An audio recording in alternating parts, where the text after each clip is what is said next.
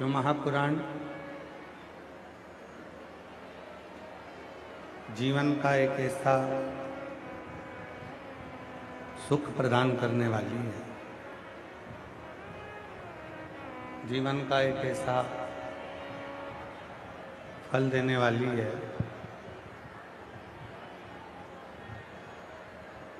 शिव महापुराण की कथा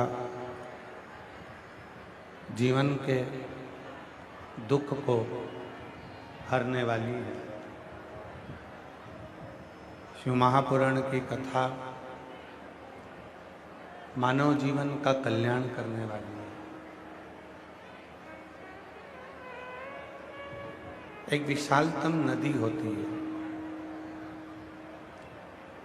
और वो विशालतम नदी बड़ी विशाल है वो नदी, और उस नदी के बहुत सारे घाट हैं। आवाज नहीं आ रही। उस नदी के बहुत सारे घाट हैं और वो जो उस घाट पर जाता है, कोई पानी पीने के लिए जाता है, कोई स्नान करने के लिए जाता है,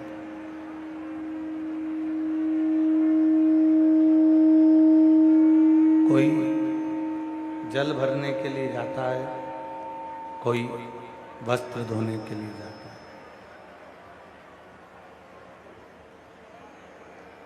विशाल नदी है और वह नदी का घाट अभी भी नहीं आ रही। नदी का घाट सबके लिए, वो नदी का घाट किसी एक व्यक्ति के लिए नहीं। आवाज ही सेट नहीं है, गला पकड़ रहा है माइक बहुत ज़्यादा, उसमें मिठास बिल्कुल नहीं आ रही। नदी का घाट किसी एक व्यक्ति के लिए नहीं, सबके लिए वो नदी का घाट। कोई पानी पीने के लिए जाएगा, कोई स्नान करने के लिए जाएगा, कोई कपड़े धोने के लिए जाएगा,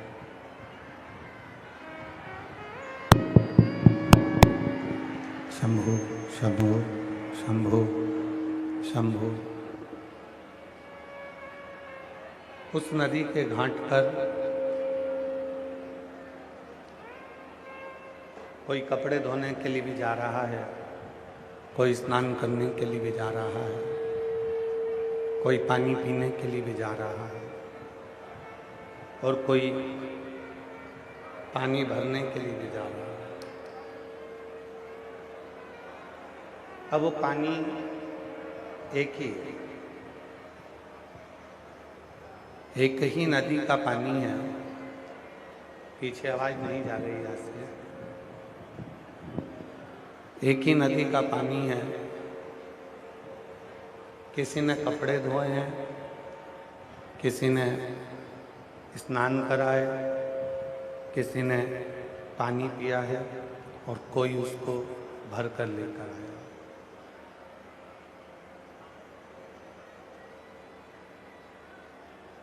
कोई उसको भर कर लेकर आया। उसी तरह वो परमात्मा एक है।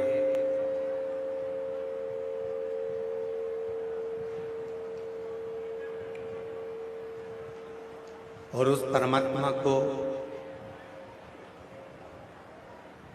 कोई किसी घाट पर, कोई किसी घाट पर उस परमात्मा को पाने का प्रयास कर रहा है।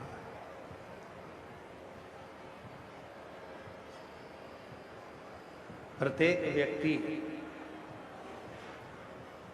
प्रत्येक मनुष्य उस परमात्मा को पाने का प्रयास कर रहा है, पर वो मिले कैसे, उसकी प्राप्ति कैसे हो। शिव महापुराण ने उसको पाने का तरीका बताया। उस परमात्मा को कैसे प्राप्त किया जा सकता है, उस परमात्मा को कैसे प्राप्त कर सकते हैं, शिव महापुराण ने उसका एक तरीका आप और हमको बताया।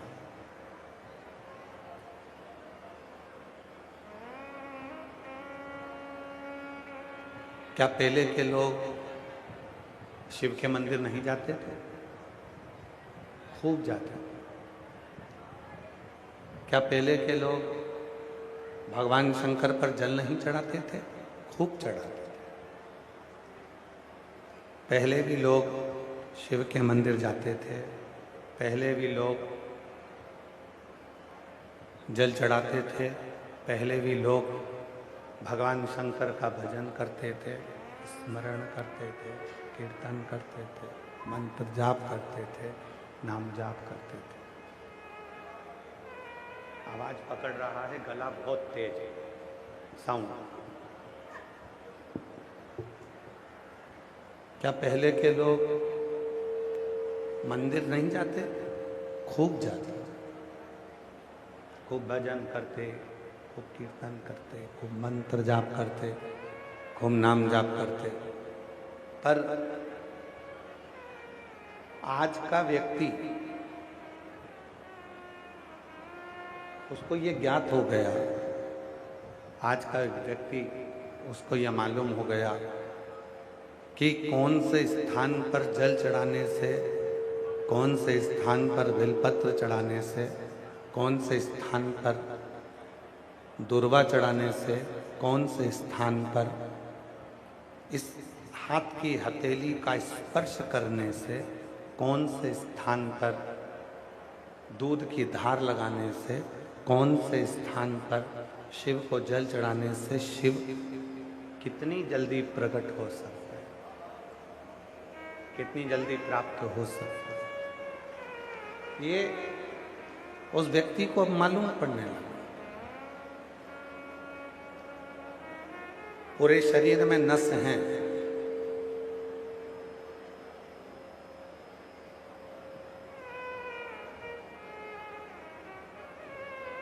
ये पूरा शरीर नसों से भरा पड़ा हुआ है। सब नाड़ियां शरीर के अंतर्गत है। पर डॉक्टर जब बोतल चढ़ाता है, डॉक्टर जब कोई इलाज करता है, डॉक्टर जब सुई लगाता है, डॉक्टर जब इंजेक्शन लगाता है, तो कोई नस को ढूंढता है। शरीर में तो ढेर सारी नस हैं,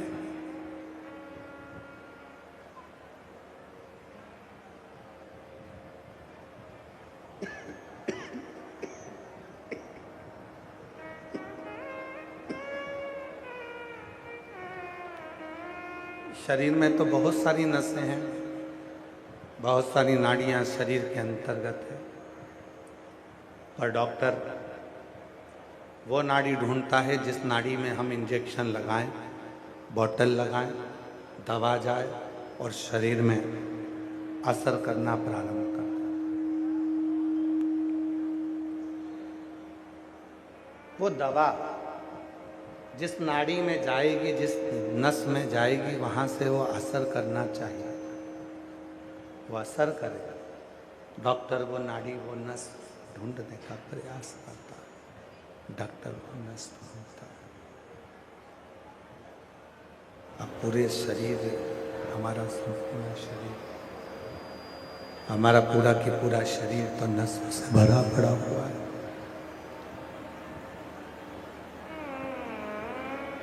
जब हमारा पूरा की पूरा शरीर नसों से भरा पड़ा हुआ है, नाड़ियों से भरा पड़ा है, तो फिर वो नस क्यों ढूंढी जाए? अरे आवाज नहीं जा रही है आशीष, उधर बाहर आवाज नहीं है। नसों को, जब पूरा शरीर हमारा नसों से भरा पड़ा है, जब हमारा पूरा शरीर नाड़ियों से भरा पड़ा है, फिर डॉक्टर को नस ढूंढने की जरूरत क्यों है? इसलिए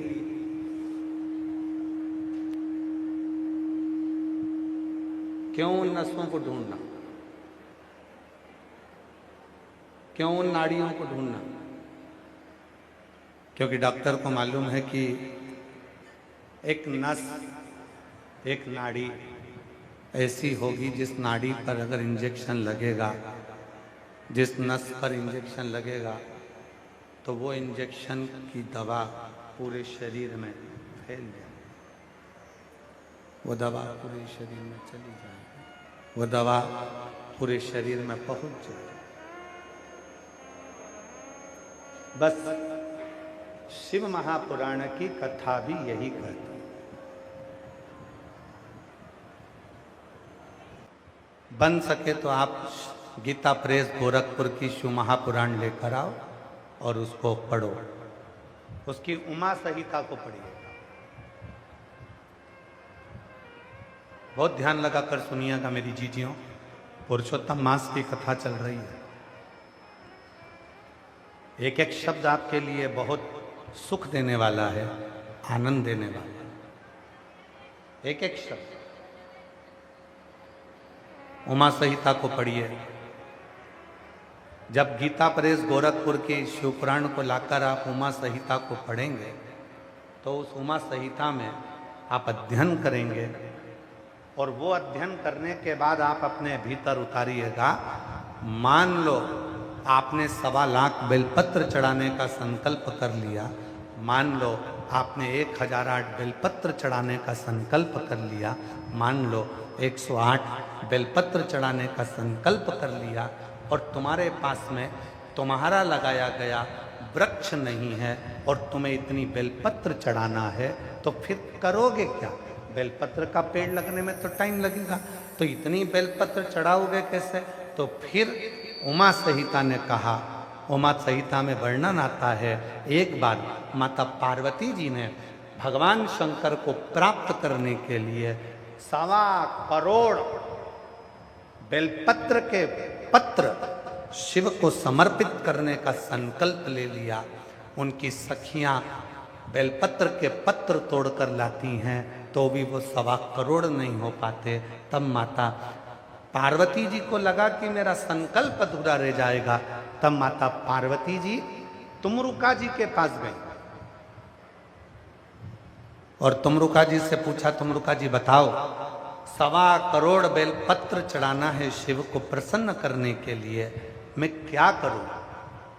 तुमरुका जी ने कहा, मां एक बेलपत्र लेकर आओ, उस बेलपत्र को सूखने के बाद उसका चूरा बनाओ, जितना बारीक चूरा हो सके उतना बारीक कर लो और उस चूरे को शिव जी पे समर्पित कर दो। वो 1.25 करोड़ बेलपत्र के सुख के बराबर सुख प्रदान कर। एक बेलपत्र के पत्र में भी वो फल है, वो लाभ है जो 1.25 करोड़ बेलपत्र के बराबर सुख हमको प्रदान कर दे। एक बेलपत्र।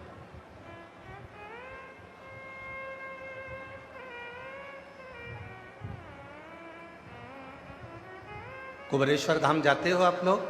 जब सीहोर जाते हो कुबेरेश्वर धाम पर, बाबा कुबेर भंडारी की भूमि पर जाते हो, 12 ज्योतिर्लिंग के मध्य बिंदु कुबेरेश्वर धाम पर कंकर शंकर पूजन करते हो, वहां से एक रुद्राक्ष लेकर आप आते हो। वहां से आते समय एक बेलपत्र जो शंकर भगवान पे चढ़ा हुआ हो,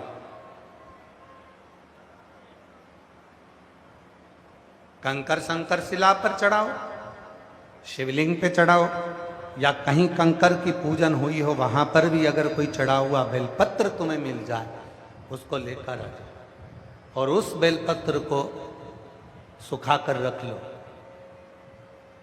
उस बेलपत्र को सुखा कर रखो। जब लगे तुमको कि मेरा ये वाला काम उलझ रहा है, मेरा ये काम अटक रहा है, उस बेलपत्र का थोड़ा सा चूरा मुख में लेकर उस व्यक्ति से बात करने चले जाओ। 3 महीने के अंदर वो कार्य पूर्ण होकर रहता है। एक बेलपत्र में वो सुख है, एक बेलपत्र में वो फल है, एक बेलपत्र का वो लाभ है जो हमारे जीवन को आनंद की अनुभूति करा दे।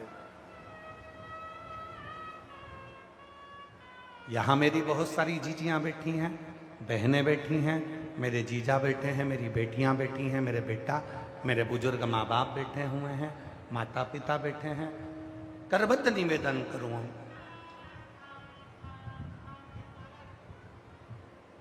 1.25 लाख बेलपत्र चढ़ाना है, 108 बेलपत्र चढ़ाना है, 1008 बेलपत्र चढ़ाना है, 1.25 करोड़ बेलपत्र चढ़ाना है।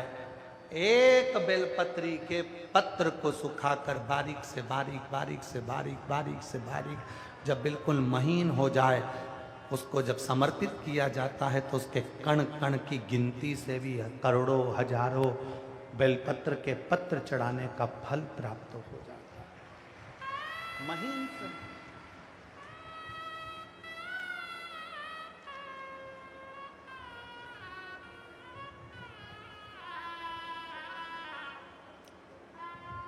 आचार को सुरक्षित रखना है। मेरी सारी जीजियां बैठी हैं, अब आम आना चालू हो गए, केरी आना चालू हो गई। आम आएंगे, केरी आएगी, आप लोग अचार डालेंगे।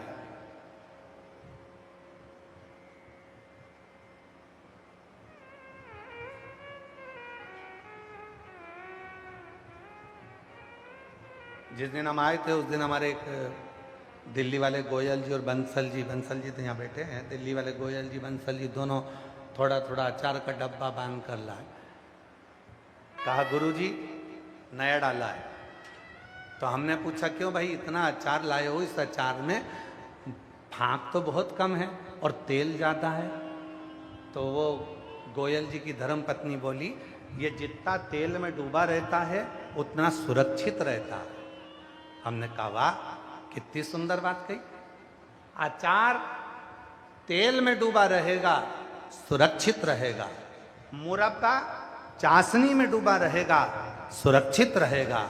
और संसार का मनुष्य शिव कथा में डूबा रहेगा तो सुरक्षित रहेगा। जो भगवान की भक्ति में डूबा है, हम ये कभी नहीं बोले कि आप शंकर की शरणागति, हम कहते हैं तुम राम को भजते हो तो राम को भजो, आप कृष्ण को भजते हो तो कृष्ण को भजो, आप शिव को भजते हो तो शिव को भजो, आप जगत जननी दुर्गा भवानी को भजते हो तो जगत जननी दुर्गा भवानी को भजो। आप जो आराधना, जो साधना आप दिल से करते हो, आपकी जो मर्जी हो वो भजो, पर उसमें डूब जाना, उसमें जितने डूबते चले जाओगे उतने सुरक्षित होते चले जाओगे, उतने सुरक्षित। डूबना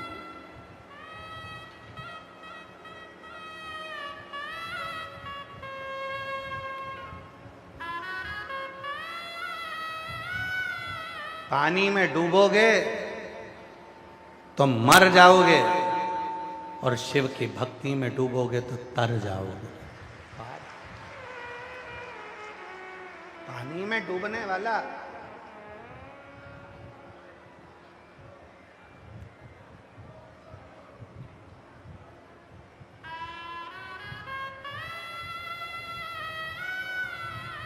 और कहने में पीछे नहीं हटेंगे। पानी में डूबने वाले को बचाया जा सकता है, थोड़े चांस हैं। जो माताएं तैरना जानती हैं वो तुरंत जाकर उसका बाल पकड़कर खींच कर ले आती हैं। जो पुरुष तैरना जानते हैं वो दौड़ कर जाते हैं, कूद कर और उसको खींच कर ले आते हैं। पानी में डूबने वाले को बचने के चांस हैं, पर जो दारू की प्याली में डूबता है उसके बचने के चांस कभी नहीं होते। पानी में डूबने वाले को बचाया जा सकता है, पर प्याली में डूबने वाले को बचाना कठिन पड़ जाता है, क्योंकि पानी में डूबेगा तो केवल एक डूबेगा और प्याली में डूबा उसका बेटा भी एक दिन रोएगा, बेटी भी रोएगी, पत्नी भी रोएगी, माँ भी रोएगी, बाप भी रोएगा, जिंदगी भर उसका रोने में निकल जाएगा। जी थोड़ा बच्ची, थोड़ा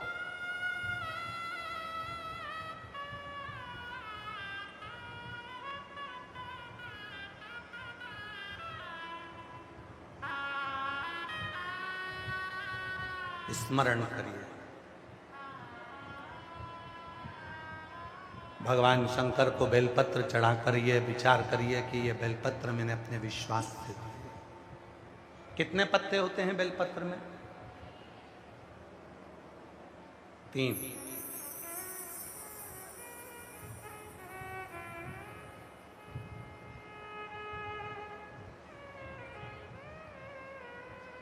कितनी लक्ष्मी होती है?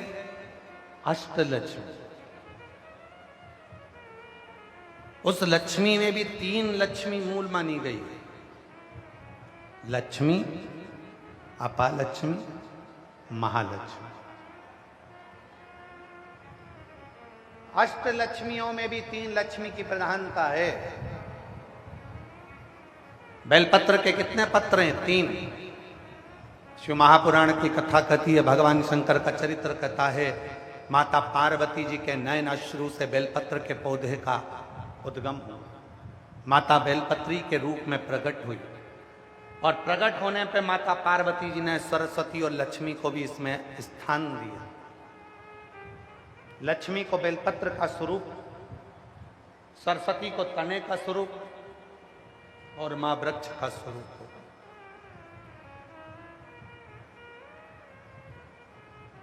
जब ये बेलपत्र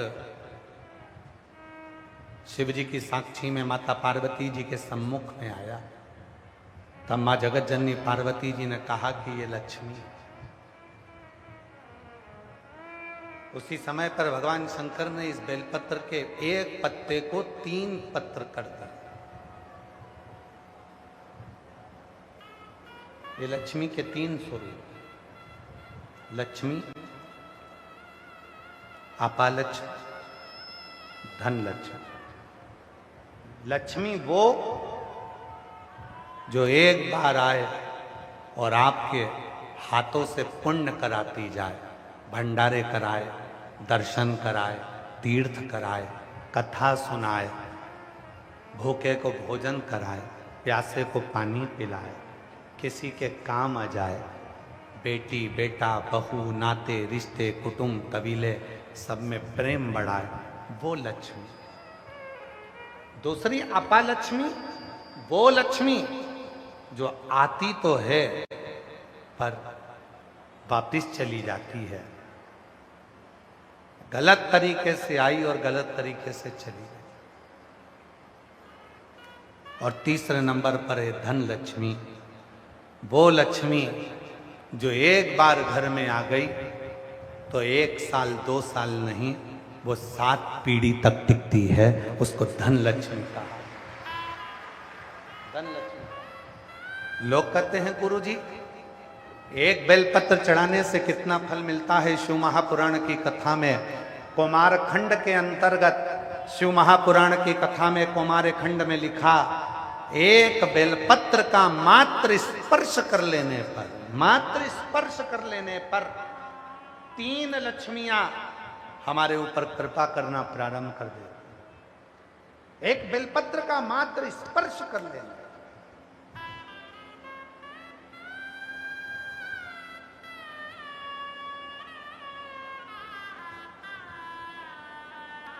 केवल स्पर्श।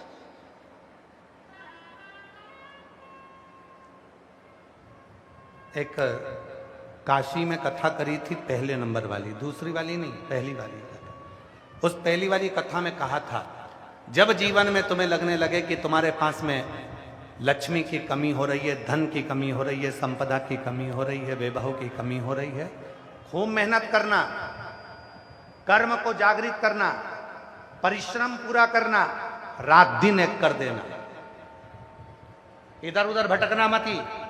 किसी के कहने पे यहाँ मत जाना कि मैं इनको ये दिखा दूंगा, इनको हाथ दिखा दूंगी, इनको पत्रिका दिखा दूंगी, इनको ये दिखा दूंगा, उनसे भभूति ले आऊंगा, उनसे बेल ले आऊंगा, उनसे नरियल ले आऊंगा तो मेरा काम हो जाएगा। ना ना ना, शिव महापुराण का कुमार खंड कहता है, जब तुम्हारे यहां धन की कमी हो, अपने परिश्रम को बढ़ाओ, अपनी मेहनत को बढ़ाओ, अपने कर्म को बढ़ाओ, अपनी लगन को बढ़ाओ, अपनी एकाग्रता को बढ़ाओ। और साथ में शंकर जी के मंदिर में बेलपत्र हमेशा कब चढ़ाते हो? पहले तुम जल चढ़ाते हो, उसके बाद बेलपत्र चढ़ाते हो। पर जब तुम्हें लगने लगे कि मेरे घर में संपदा की कमी हो रही है, धन की कमी हो रही है, धन के पीछे क्लेश हो रहा है, पैसे के पीछे क्लेश हो रहा है, तो उस बेलपत्र को पहले चढ़ाओ और जो घर से जल लेकर आई हो वो बाद में चढ़ाओ। और जब तुम उस जल को बाद में चढ़ाओगी और बाद में चढ़ाने के बाद उस चढ़ी हुई बेलपत्र को अपने घर लेकर आओगी, रखो रात भर, फिर दूसरे दिन उस बेलपत्र को वापस लेकर जाओ, फिर नया बेलपत्र चढ़ाया, पुराना बेलपत्र वहीं छोड़कर आई, फिर नया बेलपत्र चढ़ाया, पुराना बेलपत्र वहीं छोड़कर आई। ये क्रम जो 21 दिन तक लगातार कर लेता है, 22वें दिन वो खुद कह सकता है कि मेरे घर में अब भगवान ने हाथ पकड़ लिया, मेरे घर में संपदा देना प्रारंभ कर। एक बेलपत्र में लक्ष्मी, अपालक्ष्मी, धनलक्ष्मी, 3 लक्ष्मियों का भाव कुमार खंड वर्णन करता है कि एक बेलपत्र के पत्र में वो सुख होगा, वो आनंद हो।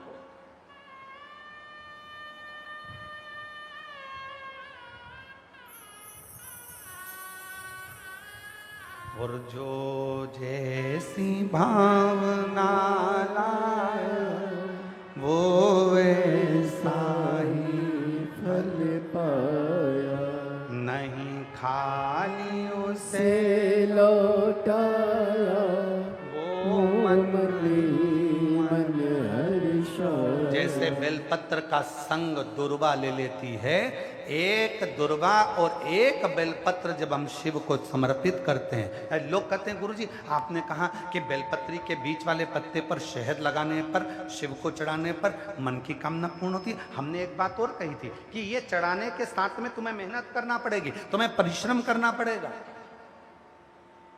मेहनत रात दिन करना पड़ेगी, तब तुम बेलपत्री के बीच वाले पत्ते पर, धन लक्ष्मी का जो पत्ता है उस पर आप शहद लगाकर शिव को समर्पित करते हो। और जैसे ही वो शहद का संग बेलपत्र को मिलता है, शहद का संग जैसे ही बेलपत्र को मिलता है, वो अपना काम करना प्रारंभ कर देता है। नौकरी, एक पत्र है अच्छा है,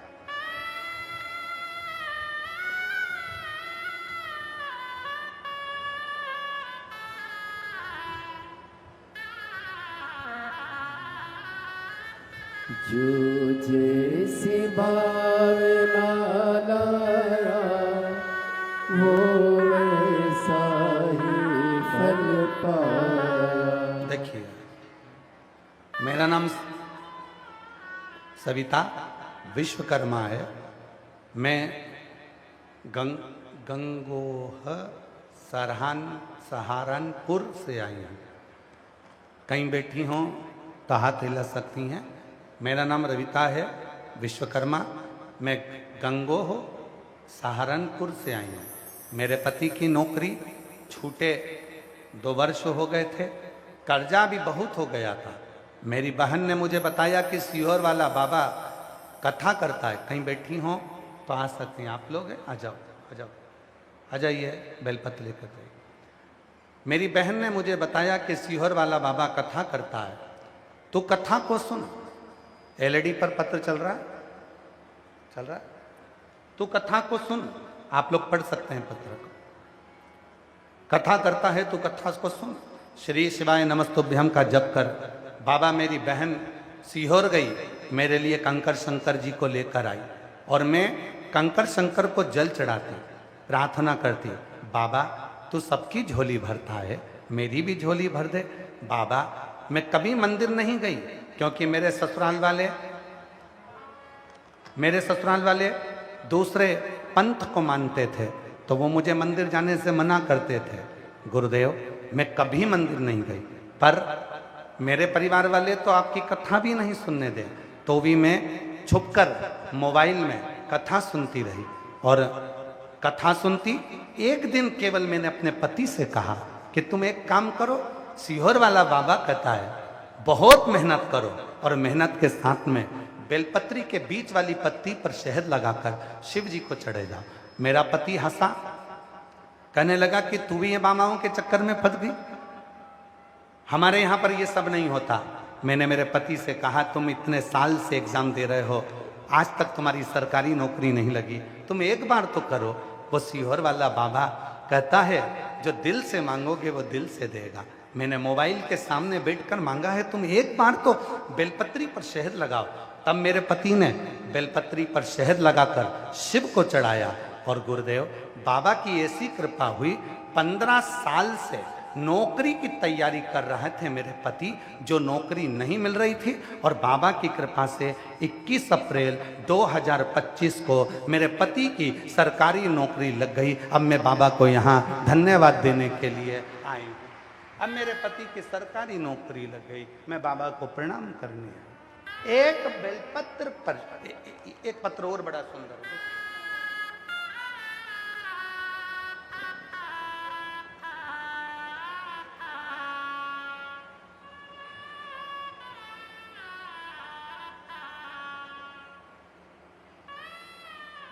शशि देवी पति राजकुमार चौरसिया।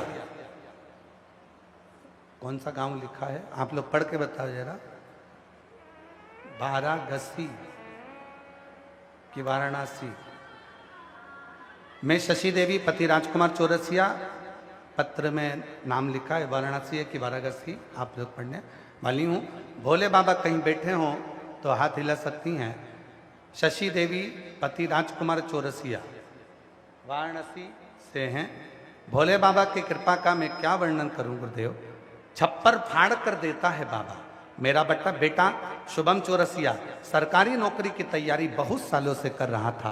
बाबा की कृपा ऐसी हो गई कि बेलपत्र का शहद लगाकर जो प्रयोग किया और शिव पर 1 लोटे जल का प्रयोग करा, आज मेरे बेटे की सरकारी नौकरी लग गई है। मैं बाबा को यहाँ प्रणाम करने आई हूँ।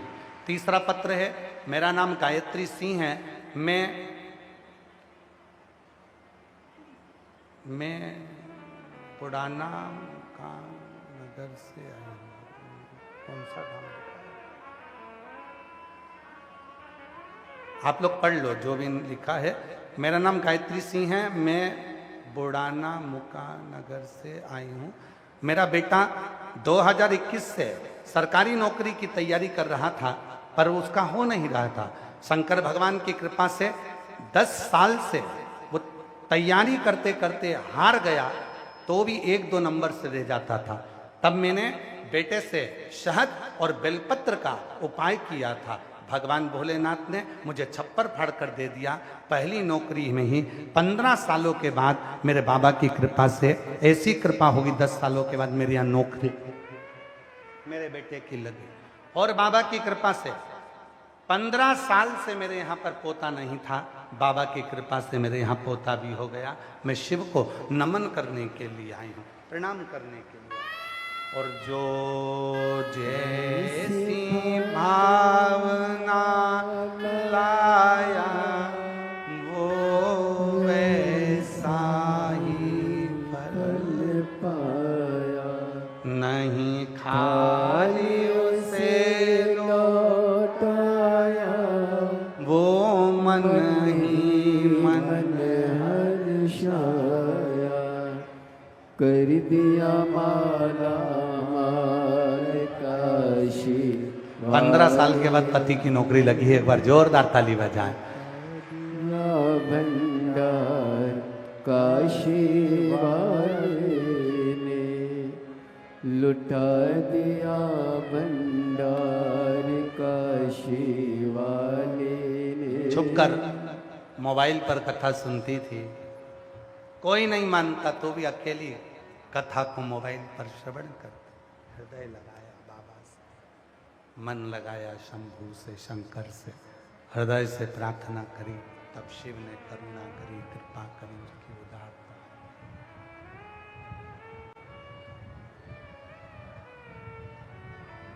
ये शिव है, ये शंकर है, ये उघड़दानी, ये त्रिकालदर्शी, ये कैलाशी, ये अविनाशी। एक बेलपत्र की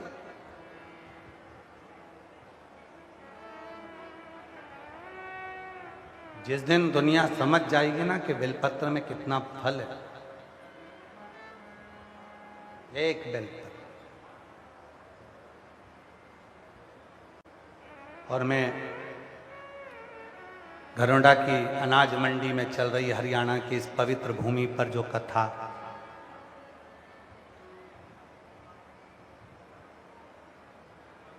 नगर खेड़ा सुधार घरोंडा द्वारा जो ये कथा चल रही है,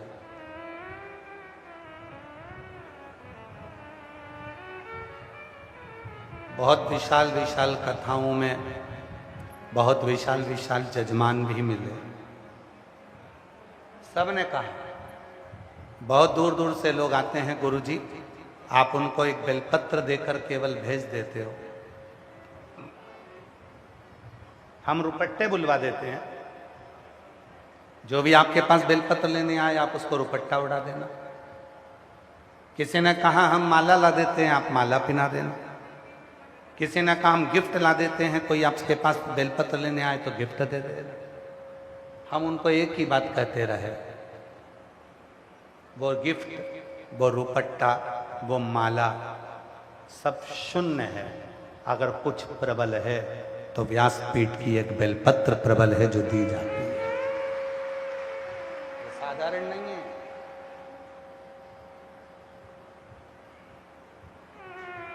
ये साधारण नहीं है। जैसे सीहोर का रुद्राक्ष कभी बिकने के लिए बाजार में नहीं जाता, जैसे सीहोर का रुद्राक्ष कभी मार्केट में बिकने की आवाज नहीं आई है मेरी बहनों।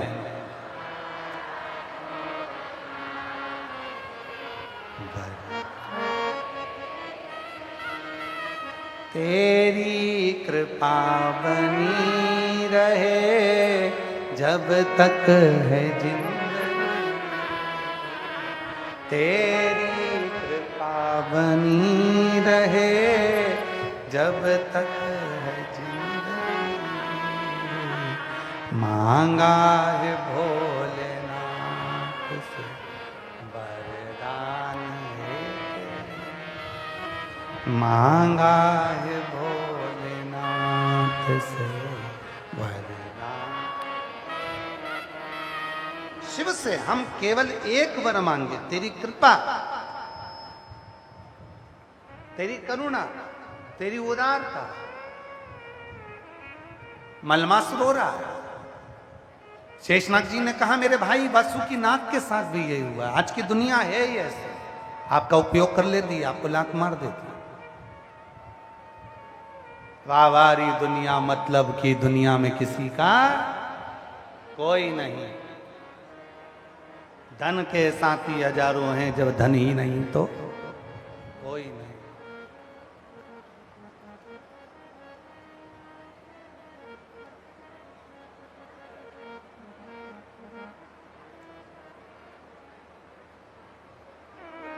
वो आप लोगों इधर हरियाणा साइड का एक भजन है ना, तू चाहे जिन्ना दुख दे ले, दुख देने की आदत पड़ेगी। तो चाहे जितना दुख दे ले, दुख सहन की आदत पड़ गई हो। पर इतना याद रखना, दुनिया के लोग अगर किसी पर एक उंगली उठाते हैं तो ये 3 उंगली उसी की ओर जाती है कि तुम दूसरे पर उंगली उठाने से पहले अपने अंदर झांक कर देखो कि तुम कैसे हो।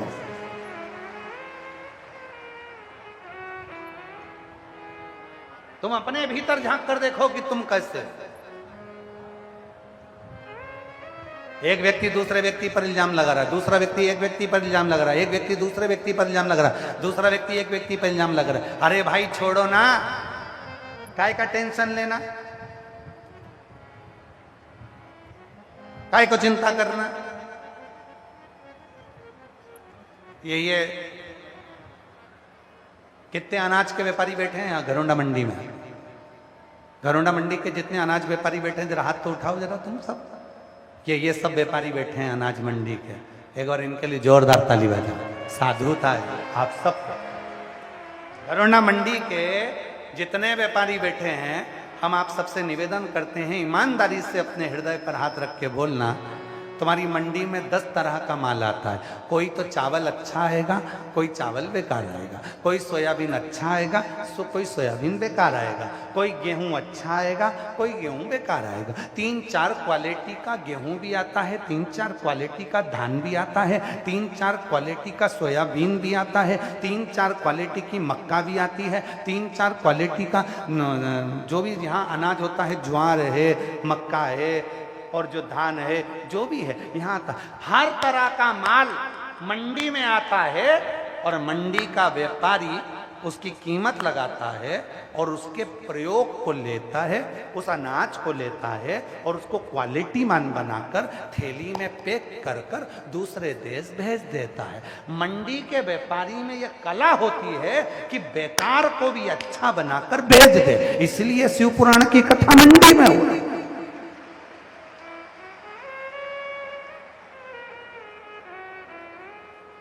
ये बहुत चतुर हैं। ये जितने भी घरोंडा के रहने वाले ने बहुत चतुर है।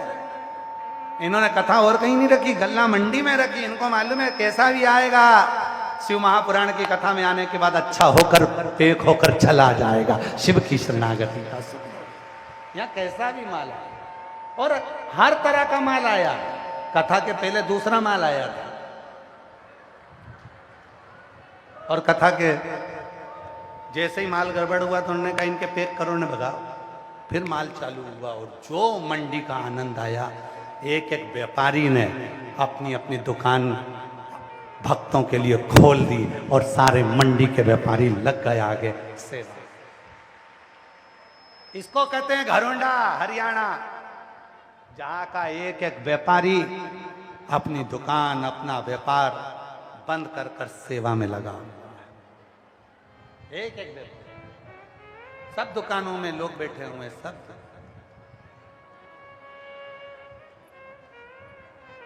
विश्वास पूर्ण रखो और जब विश्वास पूर्ण होता है तब शिव की शरणागति प्राप्त।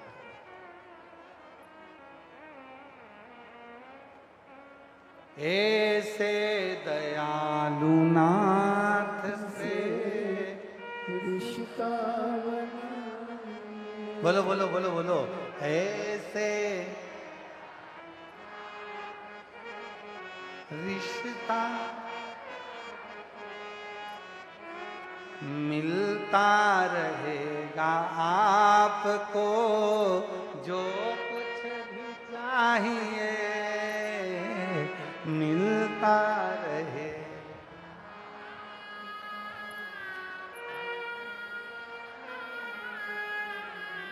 ऐसा करिश्मा होगा जो हुआ कभी नहीं, ऐसा करिश्मा होगा जो हुआ कभी नहीं। मांगा है भोलेनाथ से वरदान तेरी कृपा बनी रहे जब तक है जिंदगी, तेरी कृपा बनी रहे जब तक है जिंदगी। शिव के प्रति समर्पित एक पत्र है, अच्छा है, देखिए।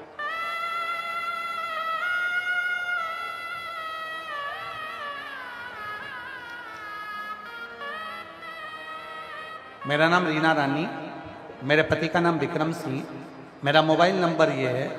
मैं आराईपुरा गांव, तहसील घरोंडा, जिला की रहने वाली हूँ, करनाल की। एक लोटे जल का मैं क्या वर्णन करूं गुरुदेव। एक दिन मैं टीवी पर आपकी कथा सुन रही थी।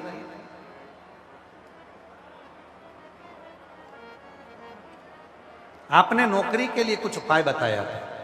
तब मेरा बड़ा बेटा बोला, क्या मम्मी मेरी भी आर्मी में क्लर्क के पद पर क्या नौकरी लग सकती है? तब मैंने बाबा पर विश्वास करके उससे कह दिया, बेटे अगर तू अपनी मेहनत करे, गुरुदेव कहते हैं कि 4 गुना मेहनत करो, 1 लोटा जल शिव के मंदिर में चढ़ाओ और बाबा को अपने मन की बात कहो, शहद लगाकर बेलपत्री शिव को चढ़ाओ, बाबा देता है। आज मैं बाबा को धन्यवाद देने के लिए गुरुदेव आई हूँ। मेरा नाम रीना रानी है, मेरे पति का नाम विक्रम सिंह है, मेरा मोबाइल नंबर ये है। मैं आराईपुरा गांव तहसील घरोंडा की रहने वाली हूँ। आज बाबा को धन्यवाद देने आई हूँ कि मेरे बेटे की नौकरी आर्मी में क्लर्क पद पर हो गई है, जिसका मैं फोटो भी लगा रही हूँ। एक बार जोरदार ताली बजाएं, कहीं बैठी हो तो आ सकते हैं। फोटो को आप देखिए, बच्चे का जो जॉब लगा है, आप ही हैं। आ जाओ आ जाओ, आ जाइए, आ जाओ। एक बेलपत्र लेकर जाना, आ जाओ। एक पत्र और बड़ा सुंदर है, देखिए।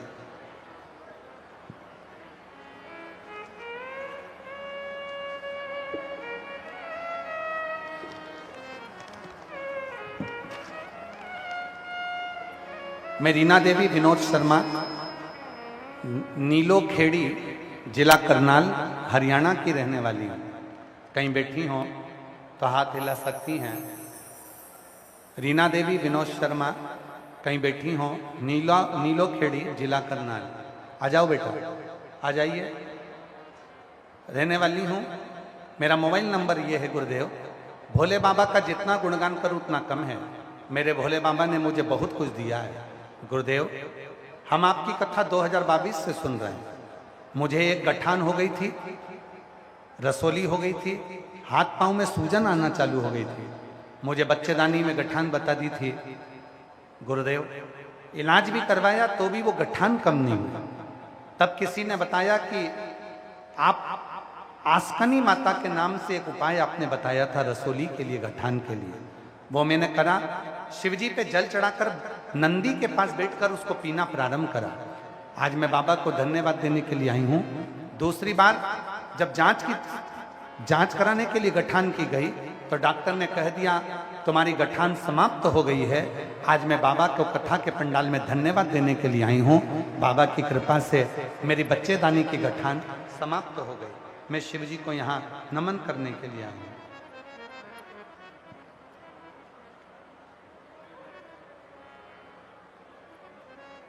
और मांगा है भोलेनाथ से वरदान एक ही।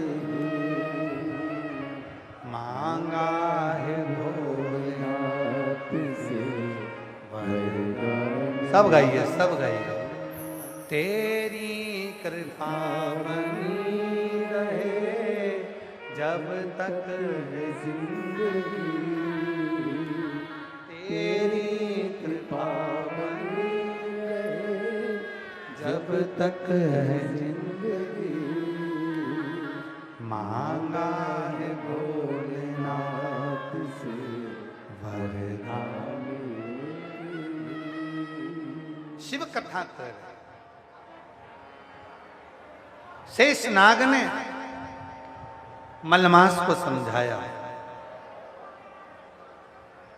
ए मलमास तो चिंता मत कर।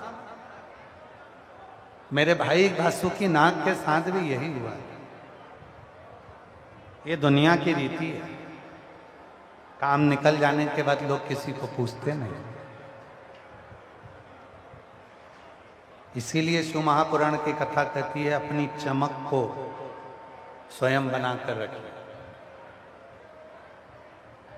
अपने आप को स्वयं प्रबल बनाकर रखिए। कभी मत सोचना कि आप कमजोर हो, कभी मत सोचना कि आप अकेले हो। हमेशा अपने भीतर ये बनाकर रखना कि मेरे साथ मेरा बाबा, मेरा देव अधिदेव महादेव है। मेरे दुखड़ों को हरने के लिए, मेरे संकट को हरने के लिए, मेरी तकलीफ को हरने वो है।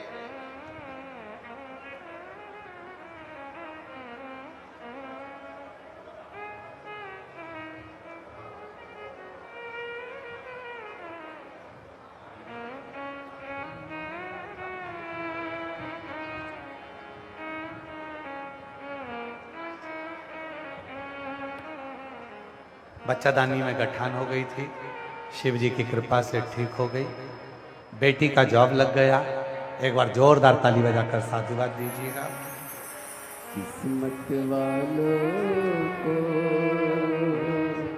मिलता है भोले तेरा दरबार। किस्मत वालों को मिलता है भोला तेरा दरबार। शिव कथा कर रही है, शिव महापुराण की कथा कर रही है। मलमास बड़ा दुखी हो गया, शेषनाग से कहा कि अब मैं करूं तो करूं क्या, क्या करूं। शेषनाग ने कहा कि मेरे भाई वासुकी नाग के पास जाओ। मेरे भाई वासुकी नाग को भी सबने प्रयोग कर कर पटक दिया। अमृत